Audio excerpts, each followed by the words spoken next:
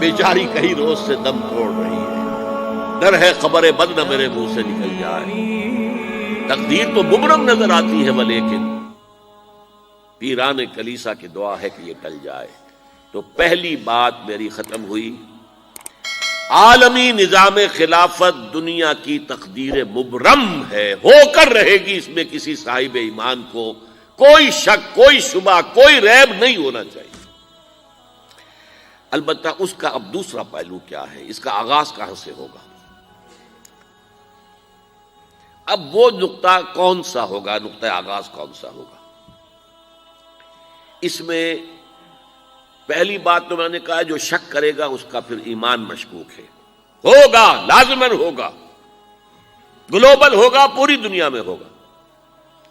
کہاں سے شروع ہوگا اس میں آپ اختلاف کر سکتے ہیں، لیکن مجھے تو دو حدیثیں تو ملی ہیں جن سے یہ اندازہ ہوتا ہے کہ یہ اس مشرقی خطے سے ہوگا، عرب کے مشرق کی جانب کسی ملک سے ہوگا، کسی خطے سے ہوگا۔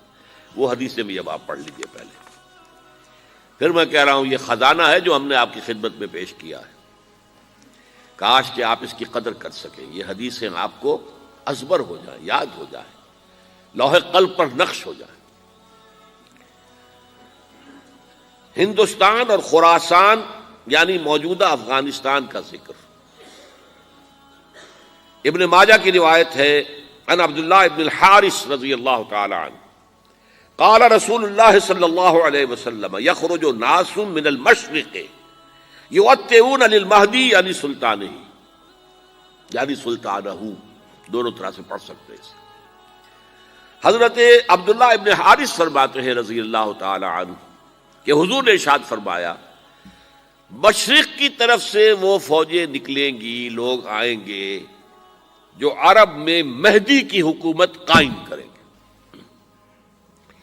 یہ مہدی کون ہوں گے اس کا ذکر میں ذرا بعد میں کروں گا، لیکن نوٹ کر لیجئے کہ مہدی سے پہلے لازماً کسی مشرقی علاقے کے اندر وہ نظام قائم ہو چکے گا، تب وہاں سے فوجیں آئیں گی نا۔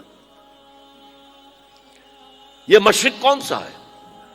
عرب کے مشرق میں آپ چلیے، ایران بھی آ جائے گا، افغانستان بھی ہے، پاکستان بھی ہے، اور اگر اسے اور توسیع دیں تو ہندوستان بھی ہے۔ یہ ہے عرب کا مشرق، اس سے فوجیں جائیں گی۔ اس کا کیا مطلب ہے کہ اس میں سے کسی جگہ پر نظام خلافت پہلے قائم ہو جائے گا تاکہ وہاں سے فوجیں جائیں گی جو جزیرہ نما عرب میں حضرت مہدی کی حکومت کو قائم کریں گی۔ اب دوسری حدیث سنیے، یہ سنن ابن ماجہ کی حدیث تھی جو میں نے آپ کو سنائی، آپ نے پڑھی۔ دوسری عن ابی ہریرہ رضی اللہ تعالی عنہ، یہ ترمذی شریف کی روایت ہے، قال قال رسول اللہ صلی اللہ علیہ وسلم یخرج من خراسان رایات سود لا يردها شیء حتی تنصب بایلیا، خراسان کے علاقے سے سیاہ جھنڈے لے کر فوجیں آئیں گی، ان کا رخ کوئی موڑ نہیں سکے گا، ان کو پیچھے پھیر نہیں سکیں گے کوئی بھی، یہاں تک کہ وہ یروشلم میں جا کر جھنڈے نصب کر دیں گے۔ ایلیا حضور کے زمانے میں یروشلم کو کہتے تھے۔ یہ یروشلم تھا جب حضرت سلیمان کی حکومت تھی اور یہاں پر معبد سلیمانی، ہیکل سلیمانی قائم ہوا، پھر یہ یروشلم ہی رہا ہے تاریخ میں، یہاں تک کہ سن 70 عیسوی میں جب ٹائٹس رومی جنرل نے اس کو گرایا، ختم کیا، سیکنڈ ٹیمپل گرا دیا، اور یہاں سے یہودیوں کو کہا نکل جاؤ یہاں سے، کوئی یہودی باقی نہیں رہا، تب بالکل تہو بالا برباد کر دیا۔ اس کے کوئی 150 سال بعد ہیڈریان، رومن ایمپرر ہیڈریان، اس نے پھر دوبارہ آباد کیا اس شہر کو۔ 150 سال تک یہ بالکل بنجر اور بالکل غیر آباد پڑا تھا۔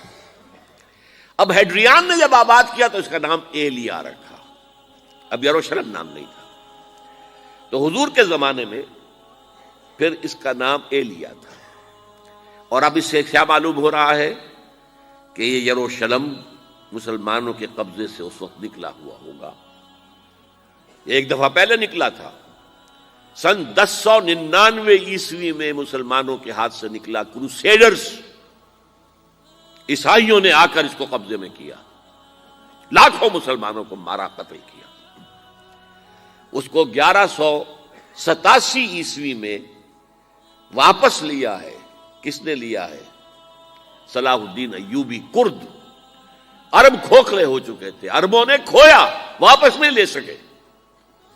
بہت حکومت کر چکے تھے، 400-500 برس کی حکومت کر کے، اور ان کے عیش اور ان کے آرام، اب ان میں جان نہیں تھی کہ وہ واپس لے سکے۔ واپس لینے والا گرم کرد خون تھا، صلاح الدین ایوبی۔ تو گویا کہ اب آپ سمجھئے کہ 88 برس تک عیسائیوں کا قبضہ رہا یروشلم پر۔ اب 1967 میں یہودیوں نے قبضہ کیا ہے، اور اب 38 برس تو ہو گئے، 88 نہیں تو 38 برس تو ہو گئے ہیں۔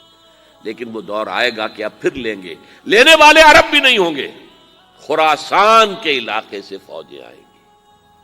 یہ خراسان کیا تھا؟ ایلیا تو میں نے آپ کو بتا دیا، یروشلم کا نام ہے۔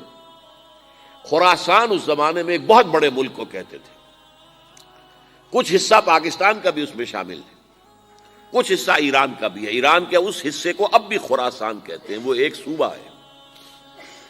خراسان ایک صوبہ ہے ایران کا، چھوٹا سا۔ پاکستان میں خاص طور پر یہ جو علاقہ مالاکنڈ ایجنسی کہلاتی ہے، اس سے اوپر جتنا علاقہ ہے، اور یہ جو واخان کی ایک پٹی آتی ہے اوپر، واخان افغانستان کی ایک پٹی سی دم سی چلی آتی ہے جو جا کر چائنا کی سرحد سے مل جاتی ہے، یہاں سے لے کے یہاں تک یہ جو مالاکنڈ کا وہ درہ ہے اور پہاڑ ہے، یہ بھی خراسان کا حصہ ہے۔ باقی تقریباً 2/3 آف افغانستان، ساؤدرن حصہ نہیں ہے خراسان کا حصہ، یہ سیستان کہلاتا تھا، یہ خراسان نہیں ہے۔ لیکن یہ کہ اوپر کا 2/3 آف افغانستان، اور اس کے ساتھ یہ جو عرب، جو اب یہ ترک ممالک آزاد ہوئے ہیں سوویت یونین کے ڈسولوشن کے ساتھ، یہ سارا علاقہ کہلاتا ہے خراسان بزرگ، دی گریٹ خراسان۔